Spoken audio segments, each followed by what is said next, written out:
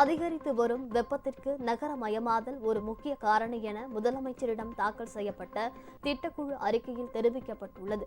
மாநில திட்டக்குழுவால் தயாரிக்கப்பட்ட தமிழ்நாட்டில் பயன்பாட்டில் இல்லாத சுரங்கங்களின் மறுசீரமைப்பு சாத்தியக்கூறுகளை மதிப்பீடு செய்தல், குழந்தைகளின் ஊட்டச்சத்து முக்கிய சவால்களும் தீர்க்கும் உத்திகளும், நகர்ப்புற வளர்ச்சி மற்றும் வெப்ப அழுத்தம் உள்ளிட்ட 4 அறிக்கைகளை அக்குழுவின் அலுவல் சார் துணைத் தலைவர் உதயநிதி, செயல் துணைத் தலைவர் ஜெயரஞ்சன் ஆகியோர் முதலமைச்சர் மு.க.ஸ்டாலினிடம் சமர்ப்பித்தனர்.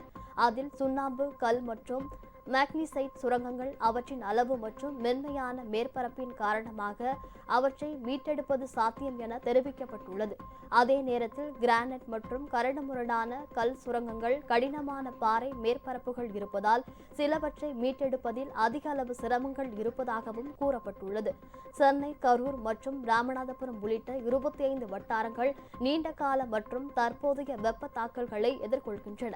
அதிகரித்து வரும் வெப்பத்திற்கு நகரமயமாதல் ஒரு முக்கிய காரணி என்றும் அறிக்கையில் சுட்டிக்காட்டப்பட்டுள்ளது.